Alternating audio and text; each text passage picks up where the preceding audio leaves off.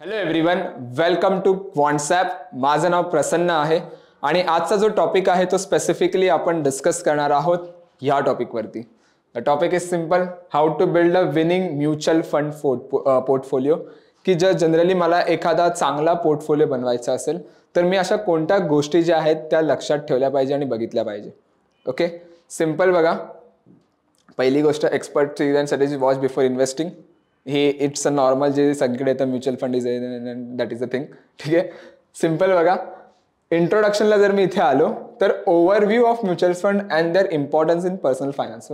Simple आहे की mutual fund आपण जनरली काय असतं की स्पेसिफिकली जो गोष्टी आहेत, कुठे आपल्याला सपोज एक गोल ओरिएंटेड असतं किंवा एक लॉंग टर्म बेसवरती मला ह्या 10-15 वर्षात एक चांगला वेल्थ माझी बनवायची आहे, सो त्याच्यासाठी जनरली असतं, राईट. सो काही असे टॉपिक्स आहेत जे आपण आता पुढे बघणार आहोत. लाईक म्युच्युअल फंड सिलेक्ट करताना काय बघितलं पाहिजे, काय नाही बघितलं पाहिजे, कोणत्या गोष्टी असल्या पाहिजे, राईट. सो सिम्पल आहे. पहिला, short term versus long term goal. पहिला डिस्कस, तुम्हीच विचार करा की तुमचा जो हा गोल आहे तो लॉंग टर्म आहे की शॉर्ट टर्म आहे. लॉंग टर्म मीन्स व्हॉट, की मी 10-15 वर्षासाठी इन्व्हेस्ट करतो. शॉर्ट टर्म मीन्स व्हॉट, मी 3-4 वर्षासाठी इन्व्हेस्टमेंट करायचे आहे. स्पेसिफिकली सपोज एक मला गाडी घ्यायची 3-4 वर्षात, सो मी त्यासाठी मला इन्व्हेस्टमेंट करायचे आहे. किंवा जर मला एखादा प्लॉट घ्यायचा आहे मोठा त्यासाठी. पण जर मला वेल्थ प्रिझर्व करायचं 10-15 वर्षानंतर, मी डायरेक्टली मला बघायचं माझा फंड किती ओव्हरऑल रिटर्न देतोय. सो त्यासाठी जर असेल, सो गोल डिसाईड करा तुम्ही. Second, risk tolerance. जसं मी म्हणालो, तुम्ही रिस्क किती घेऊ शकता. जर तुम्हाला थोडीफार जास्त रिस्क घ्यायची सवय आहे, थोडा रिस्की तुम्ही होऊ शकतात, तर थोडा फंड जो आहे तो अग्रेसिव्ह फंड आपण घ्या, ज्यामध्ये चांगला जो आहे रिटर्न पण भेटो पण रिस्क पण तेवढी जास्त आहे. किंवा जर एक नॉर्मल 13-14-15% ॲव्हरेज रिटर्न जरी बघितला तरी तो आपल्याला बघायला मिळेल. त्यानंतर specifically importance of having a clear achievable targets. तेच जसं मी म्हणालो की जर मला एखादी घर घ्यायचं आहे, गाडी घ्यायची आहे, किंवा एखादा बंगला घ्यायचा आहे, किंवा एखादी लँड घ्यायची आहे, राईट. त्यासाठी जर तुमचा एक गोल असेल, so you can go with this particular thing. ठीक आहे. Know the types of mutual fund. There are different types of mutual fund. वेगवेगळ्या टाइप्सचे म्युच्युअल फंड आहेत. पहिलं बघायला गेलो इक्विटी फंड. इक्विटी फंड म्हणजे ज्यामध्ये तुमच्या स्टॉक्समध्ये तुम्ही जे इन्व्हेस्ट करतात ते. नंतर आहे debt fund. Debt fund generally bonds असतात, राईट. सो त्यासाठी असतात गव्हर्नमेंट बॉन्ड्स आणि इलेक्ट्रॉल बॉन्ड्स वगैरे. नंतर जो आहे ते hybrid fund. Hybrid fund means what, equity fund plus debt fund ह्या दोघांचं एक कॉम्बिनेशन बनून एक फंड बनतो, ज्याला आपण म्हणतो हायब्रिड फंड. ओके. दुसरी जी गोष्ट इथे आहे ती आहे index fund versus actively manage fund. So index fund आणि ऍक्टिव्हली मॅनेज फंड मध्ये फरक काय असतो? इंडेक्स फंड म्हणजे निफ्टीचे जो पण टॉप 50 कंपनीज आहेत त्या स्पेसिफिकली कंपनीजचा जर एक फंड असेल तर तो असतो आपला इंडेक्स फंड. ओके. सो निफ्टीला जो कॉपी करतो टेक्निकली एक भाषेत मध्ये सांगायचं म्हटलं, जसं मी जर इकडे चाललोय तर माझ्या पाठून जर अजून एक जण चालत असेल तर त्याला आपण काय म्हणतो, कॉपी करतोय आम्हाला. सो सेम निफ्टी जसा मोमेंटम देतो, जसे स्टॉक मोमेंटम देते तसे ओव्हरऑल त्या फंडचा एक मोमेंटम असतो. निफ्टी 13% चांगला मोमेंटम देतं, इंडेक्स फंड तुम्हाला चांगला रिटर्न देणं, तसं आहे. ऍक्टिव्हली मॅनेज फंडमध्ये काय असतं की ज्यामध्ये सेक्टर वाईज एक वेगळे फंड असतात, स्टॉक वाईज वेगळे फंड असतात, राईट. की सेक्टर वाईज एक फार्मा सेक्टर असेल, त्यानंतर वेगवेगळे सेक्टर्स असतील, राईट. सो ज्याला ऍक्टिव्हली मॅनेज करावं लागतं की मला ह्या सेक्टरमधून आता ह्या सेक्टरमध्ये शिफ्ट झालं पाहिजे, ह्या सेक्टरमधून ह्या सेक्टरमध्ये शिफ्ट झालं पाहिजे, स्टॉकमध्ये शिफ्ट झालं पाहिजे. सो त्याला म्हणतो आपण ऍक्टिव्हली मॅनेज फंड, ज्यामध्ये फंड मॅनेजरला सारखं बघावं लागतं, रिसर्च करावी लागते. ओके. चेक करा की तुम्हाला कोणता टाईप ऑफ फंड तुम्ही आहात, इन्व्हेस्टर आहात. मी जनरली सजेस्ट करतो, कधीही जर मला कोणी विचारलं तर ठेवा 2 टाईप. एक ठेवा इंडेक्स फंड आणि एक ठेवा ऍक्टिव्हली मॅनेज फंड. 50-60, 60-40चा एक रेशो ठेवा. 60% तुम्ही इंडेक्स फंडमध्ये ठेवा, 40% तुम्ही ह्यामध्ये ठेवा. ओके. त्याच खाली जर मी इथे आलोय तर डायव्हर्सिफाय युअर पोर्टफोलिओ लिहिलं आहे. ओके. सो डायव्हर्सिफाय युअर पोर्टफोलिओमध्ये जर तुम्ही इथे बघितलात तर डायव्हर्सिफिकेशन अक्रॉस असेट क्लासेस, जसं मी म्हणालो different types of asset class असतील. सेक्टोरियल इथे बघायला गेलं तर डायव्हर्सिफिकेशन आपल्याला बघायला मिळतं इक्विटी फंडमध्ये. जसं मी म्हणालो वेगवेगळे सेक्टर्स जर मला शिफ्ट वेगवेगळे करायचे असेल, मला माहिती आहे की जून, जुलै, ऑगस्ट, सप्टेंबर फार्मा सेक्टर चांगला चालतो, मग त्यावेळेस मी फार्मा सेक्टरमध्ये इन्व्हेस्ट करणार माझे फंड्स, राईट. कोण काम करणार आहे? फंड मॅनेजरच करणार. जानेवारी फेब्रुवारी माझे आय नो ऑटो एन्सिलरीज चांगले मोमेंटम देतात, ऑटो एन्सिलरीजमध्ये मी शिफ्ट होणार, राईट. जिओग्राफिक डायव्हर्सिफिकेशन सांगायचं मला, डोमेस्टिक इंटरनॅशनल काही काही फंड्स इन्व्हेस्टमेंट करतात फॉरेन इन्व्हेस्टमेंट्समध्ये, इन्व्हेस्टर्समध्ये, right. So this is called. Okay. त्यानंतर जर मी सांगितलं तर ॲक्सेस ऑफ फंड परफॉर्मन्स आहे. तर ह्याच्यात आपल्याला काय बघायचं आहे?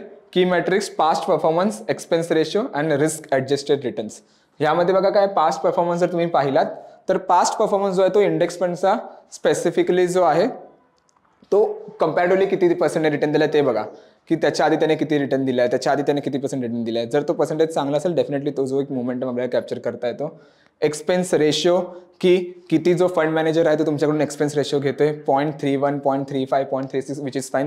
त्यापेक्षा जास्त असेल तर चेक करा तुम्हाला ऑन अन ॲव्हरेज रिटर्न पण चांगला देतोय का. जर रिटर्न चांगला असेल then definitely that will be a good fund. Okay. Importance of evaluating long term consistency. Simple बघा, लॉंग टर्म कन्सिस्टन्सी जर तुम्ही ठेवलात कंटिन्युअसली तर डेफिनेटली तुम्हाला जो आउटपुट आहे तो खूप जास्त बघायला मिळेल. आणि लॉंग टर्ममध्ये बघा, म्युच्युअल फंड एक अशी गोष्ट आहे की तुम्हाला लॉंग टर्ममध्ये चांगला बेनिफिट देणार. Right. So this is called the power of compounding. नंतर role of benchmark comparison. Simple बघा, जर निफ्टी मला 13% 14%चा ऑन अन ॲव्हरेज रिटर्न देते, माझा इंडेक्स फंड पण मला 13-14%चा ऑन अन ॲव्हरेज रिटर्न देतोय, तर डेफिनेटली जो आहे तो बेंचमार्कच्या कंपॅरिझनने माझे बाकीचे फंड्स कसे रिटर्न देतात ते तुम्ही बघा. ओके. तर तिकडे तुम्हाला एक बेनिफिट आहे. त्याच्यानंतर keep eyes on fees and expenses. जी मेन गोष्ट आहे जी आपल्याला बघायची आहे, impact of expense ratio on return. Simple बघा, एक्सपेन्स रेशो असतो ना तो जर जास्त असेल आणि जर तुम्ही शॉर्ट टर्ममध्ये पिरियड करा, जर तुमचा जास्त फंडने परफॉर्मन्स केला तर डेफिनेटली तुम्हाला चांगली अमाऊंट मिळेल.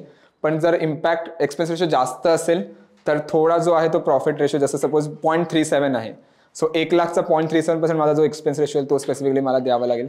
Front end and back end loads, ज्याला जनरली आपण म्हणतो एंट्री आणि exit loads. Right. So entry exit loads आपल्याला बघायचे किती आहेत. आणि choosing low cost funds for better performance. So technically जर तुम्ही पाहिलं ना, there are different types of expense ratio. 0.2 आहे, 0.3 आहे, 0.4 आहे. त्याच्यानंतर तुम्हाला रिटर्न पण चांगला भेटतो. पण जनरली लोकच फोकस करतात फक्त की एक्सपेन्स रेशो कोणाचा कम आहे. बट त्याच्यासमोर तुम्ही एकदा ना परफॉर्मन्स पण बघा फंडचा काय. जर मला कोणता स्टॉक कोणता इंडेक्स 0.3चा एक्सपेन्स रेशो देते पण त्याला मला 84%चा ऑन अन ॲव्हरेज रिटर्न देते, which is a very good thing. Right. 3 इयर्सचा जर मी एक कम्पॅरेटिव्हली सांगायचं म्हटलं तर. आणि एक फंड आहे जो मला 0.2चा रेशो देतोय किंवा 0.25चा रेशो देते, पण त्याला मला 50%चा रेशो कंपॅरिझन देतोय किंवा रिटर्न देते on a 3 years. So definitely me generally 0.3 वर जाणार. व्हाय? बिकॉज मला 0.10 एक्स्ट्रा देऊन मला तिकडे टेक्निकली 40%चा चांगला रेशो बिल्ड करायला भेटतोय. Right. So technically this is the thing. ते एकदा चेक करा. आणि रेग्युलरली आपल्या चेक करा रिबॅलन्सिंग इज एसेन्शियल. जर कोणता फंड तुम्ही सिलेक्ट केला असेल आणि जो कम्पॅरेटिव्हली चांगला रिटर्न नसेल देत तर यू कॅन शिफ्ट इट. तर तुम्ही शिफ्ट करू शकता तुमचे सगळे असेट्सवर, तुमचे जे सगळे युनिट्स आहेत ते तुम्ही शिफ्ट करू शकता. आणि नॉर्मली बॅलन्स करायचा प्रयत्न करा. जर नसेल फंड परफॉर्मन्स देत, ऑन अन ॲव्हरेज 13-14%चा रिटर्न मिळत असेल, विच इज फाईन. ठीक आहे. थोडा जास्त करू शकता, रिस्क घेऊ शकता, तुम्ही रिस्की फंडमध्ये पण तुम्ही हळूहळू इन्व्हेस्ट करू शकता. ओके. त्यानंतर stay inform and updated. The importance of staying inform about the market चेंजेसवरती फोकस करायचे. Simple monitoring mutual funds holdings, जे जनरली आपण करतो. कोणतेही ॲप्लिकेशन तुम्ही आता पाहिलं असाल तर डिफरंट जे आहेत त्या ॲप्लिकेशनमध्ये तुम्ही मॉनिटर करू शकता की कुठे तुमचे अमाऊंट इन्व्हेस्ट होते, किती अमाऊंट झाले, किती पर्सेंटमध्ये झाले, किती युनिट्स आहेत, ते सगळं तुम्हाला बघायला मिळेल. Adapting your strategy as needed. स्ट्रॅटेजीची एवढी गरज नाही लागणार, बट टेक्निकली लॉंगर रनसाठी जर तुम्हाला थोडं चांगली वेल्थ प्रिझर्व करायची, जिकडे 15-20%चा रिटर्न तुम्हाला 20-25 घेऊन जायचं असेल, थोडीफार शिफ्टिंग करावी लागते based on the different based asset classes. Okay. So that's it for today guys. जर तुम्हाला ही व्हिडिओ आवडली असेल तर नक्की लाईक करा, कमेंट करा, शेअर आणि सबस्क्राईब नक्की करा. आणि दुसरी गोष्ट म्हणजे ज्यानेही अजून ॲप्लिकेशन डाउनलोड नाही केलं, एकदा चेक करा. पोर्टफोलिओ तुम्ही त्यांचा इम्पोर्ट करा, तुम्हाला बऱ्याच काही गोष्टी बघायला मिळतील. Okay. Thank you so much everyone. Thank you so much for your time.